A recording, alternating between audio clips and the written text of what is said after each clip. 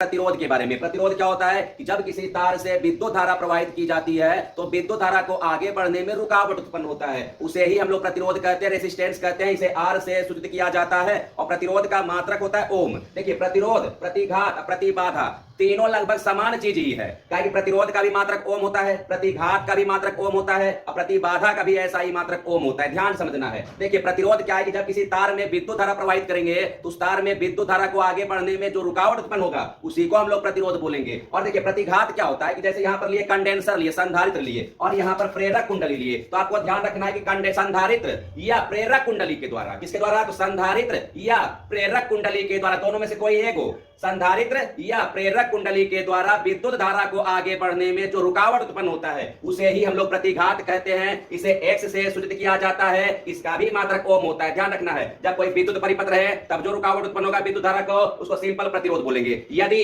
Condenser संधारित्र रहे या प्रेरक कुंडली रहे, उसके कारण जो विद्युत धारा को आगे बढ़ने में रुकावट उत्पन्न होगा तो उसे हम लोग प्रतिघात बोलते हैं। इसे एक्स से सूचित किया जाता है। यदि मान लिया जाए संधारित्र के कारण विद्युत धारा को रुकावट हो रहा है तो उसको भी प्रतिघात बोलेंगे, और प्रेरक कुंडली के द्वारा यदि विद्युत धारा को आगे बढ़ने में रुकावट हो रहा है तो उसको भी प्रतिघात बोलेंगे। लेकिन अगर संधारित्र के द्वारा रहेगा, विद्युत धारा को आगे बढ़ने में रुकावट रहेगा तो उसको लेंगे संधारित्र प्रतिघात, संधारित्रीय प्रतिघात। यदि प्रेरक कुंडली के द्वारा जो रुकावट होगा उसको लेंगे प्रेरकीय प्रतिघात बोलेंगे, प्रेरक प्रतिघात बोलेंगे। और संधारित्रीय प्रतिघात को XC से सूचित किया जाता है और प्रेरक प्रतिघात को XL से सूचित किया जाता है। कि प्रतिबाधा क्या होता है, प्रतिबाधा को Z से सूचित किया जाता है। तो यहाँ पर आपको ध्यान रखना, किसी भी विद्युत परिपथ में यदि आपका कोई संधारित्र रहे या मान लीजिए कोई प्रतिरोध रहे या प्रेरक कुंडली रहे, ये तीन में से यदि कोई दो रहे, कम से कम दो को, तीन भी रहेगा कोई दिक्कत नहीं है, लेकिन कम से कम यदि दो रहे तब जो विद्युत धारा को आगे बढ़ने में रुकावट उत्पन्न होता है तो उसे ही हम लोग बोलते हैं प्रतिबाधा कहते हैं। इसे Z से सूचित किया जाता है।